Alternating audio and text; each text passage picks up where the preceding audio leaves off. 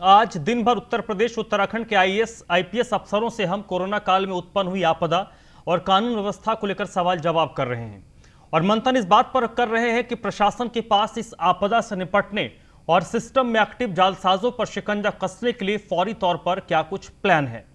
इसी कड़ी में अब मेरे साथ जुड़ रहे हैं मेरठ रेंज के आईजी प्रवीण कुमार साहब। सबसे पहले प्रवीण कुमार जी, बहुत बहुत स्वागत है आपका।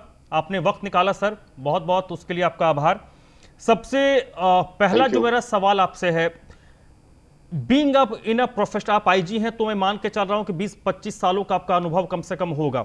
इस पूरे ड्यूरेशन में सर, ये जो पेंडेमिक है इसमें क्या कुछ नए चैलेंजेस आपने देखे जिसको आपने फेस किया?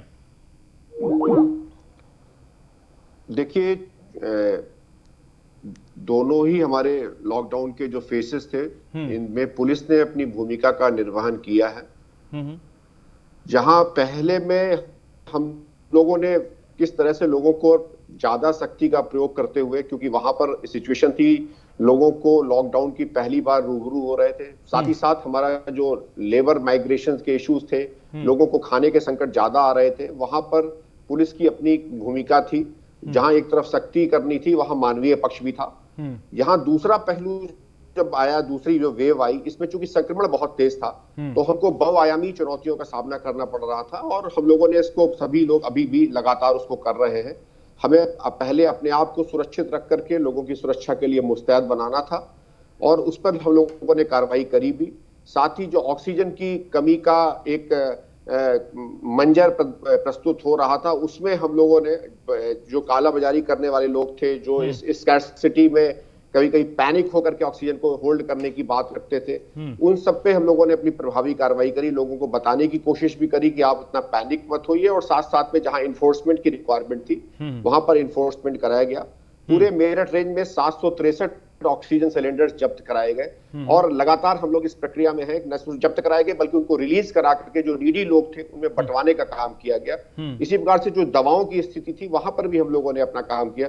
तो जो कालाबाजारी को और जो इस तरह के लोग थे, उन पर जहां एक तरफ सख्त कार्रवाई की गई है, वहां जो निरीह लोग थे उन पे हर संभव मदद पहुंचाने के लिए हम लोग अनिर्निश इसमें कार्य कर रहे हैं। और अभी तक बहुत जगह, कुछ जगहों पर जहां भोजन की आवश्यकता है, वहां पर एक ब्रिज के रूप में वो कार्य कराना। जहां पर हमें ऑक्सीजन सिलेंडर्स की रिक्वायरमेंट है, लोग लगता है कि वो चलने फिरने की स्थिति में नहीं है, निरीह है, वहां पर उनके पास पुलिस के वाहनों से उसको उपलब्ध कराने की बात।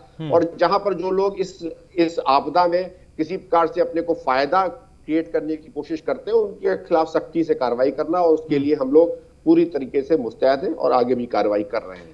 सर, पुलिस का तो बेसिकली काम होता है लॉ एंड ऑर्डर मेंटेन करना, लेकिन इस पेंडेमिक के दौर में हमने देखा कि पुलिस का एक बड़ा मानवीय पहलू सामने आया।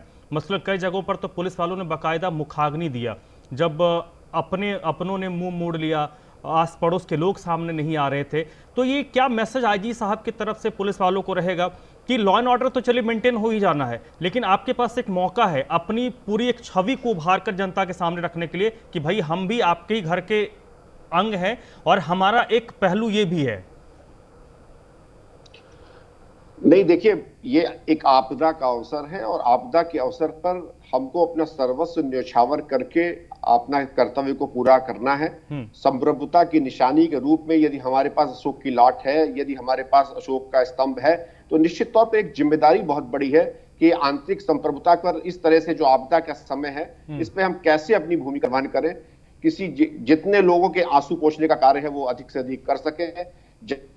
जहां पर लोग हमारी इस व्यवस्था का मजाक उड़ाने की कोशिश करें, उन पर सख्ती का कार्रवाई कर सके। ये एक हम लोगों के साथ, और ये भावना अपने आप लोगों में लगातार है।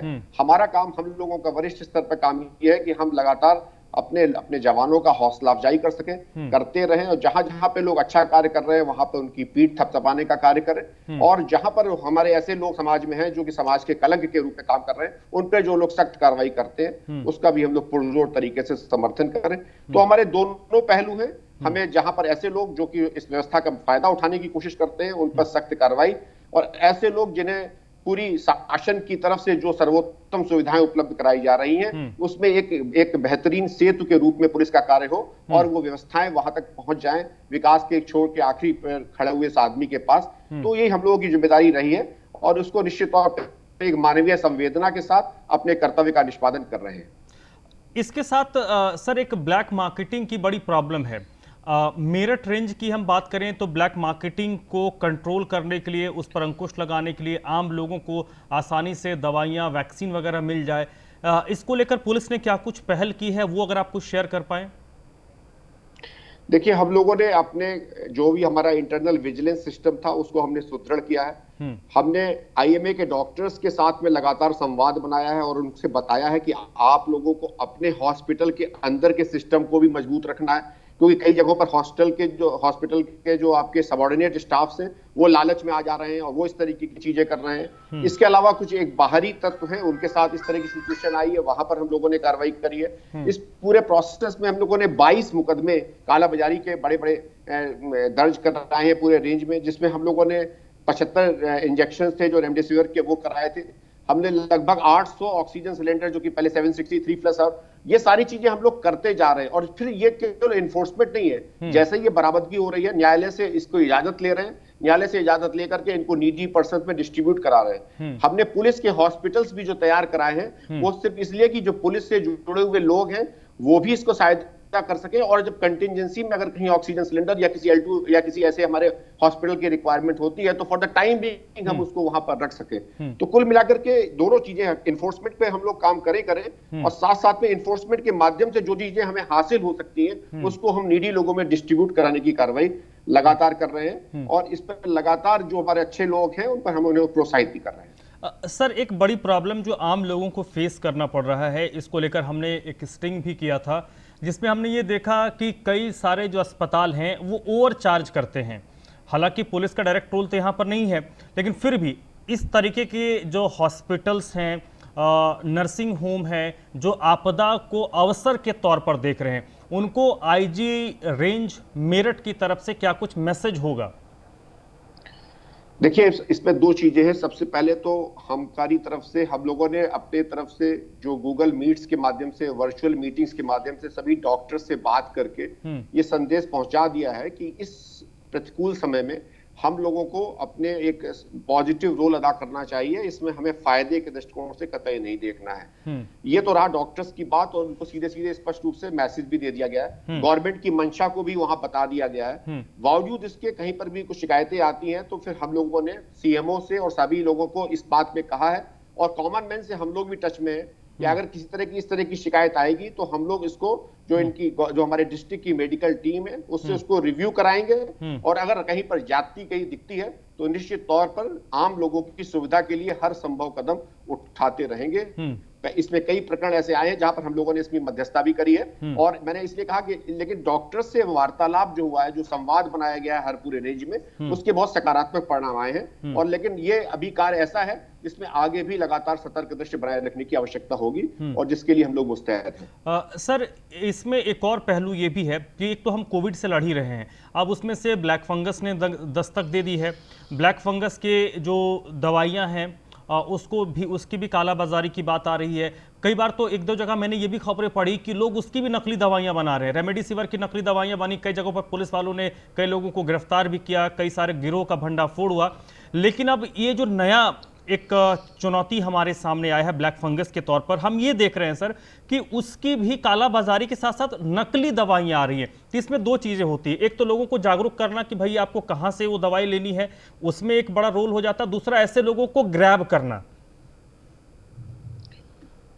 देखिए, इसमें जो हम लोगों ने हमारी सबसे बड़ी चिंता ही इस बात की है कि ये जो बिचौलियों के माध्यम से लोग जो इस तरह के कार्य करते हैं, तो एक तो ये गलत है, और दूसरा इस बात की कोई गारंटी नहीं है कि वो दवा सही है, और उससे मरीज की जीवन रक्षा के स्थान पर जीवन को भय होने की स्थिति रहती है। इसीलिए हम लोगों ने जितने भी इन्फोर्समेंट किए हैं इस पे स्पष्ट निर्देश है कि ऐसे लोगों पर रासुका की कार्रवाई कराई जाए। ऐसे लोग जो नेशनल सिक्योरिटी एक्ट के परव्यू में आते हैं, निश्चित तौर पर हम लोग उस पर कार्रवाई करेंगे।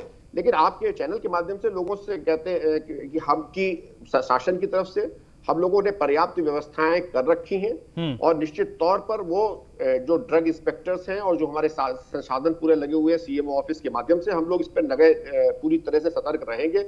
लेकिन किसी भी अगर बिचौलिया के माध्यम से कोई सूचना प्राप्त होती है तो निश्चित तौर पर हम लोगों से शेयर करें, ना ताकि उसकी दवा खरीदे जो कि ऑलरेडी फेक हो, और हम लोगों को बताएं ताकि हम लोग कठोरतम कार्रवाई उनके खिलाफ कर सकें। सुओ मोटो, स्व प्रेरणा से तो हम लोग ये कार्रवाई अपने आप से कर रहे हैं। चलिए, ये एक बड़ा इंपॉर्टेंट नोट आपने कहा है कि पुलिस का तो रोल है ही साथ आम लोगों का रोल भी इंपॉर्टेंट हो जाता है कि लोग ऐसी चीजों के बहकावे में ना आए और पुलिस को जरूर इस मामले को लेकर सूचित करें। बहुत बहुत शुक्रिया प्रवीण कुमार जी आपका, आईजी मेरठ रेंज। एक बात जिन्होंने कही वो बड़ी इंपॉर्टेंट है कि पुलिस के लिए ये बड़ा इंपॉर्टेंट होता है कि वो खुद को सुरक्षित रखते हुए आम लोगों को सुरक्षा प्रदान करें।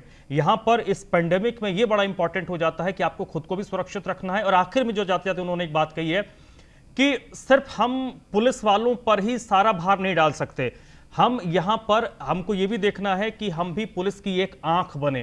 पुलिस की एक आंख जब आम जनता बन जाएगी तो अपने आप समस्याओं का डाउनफॉल शुरू हो जाएगा। बहुत बहुत शुक्रिया आपका प्रवीण कुमार जी।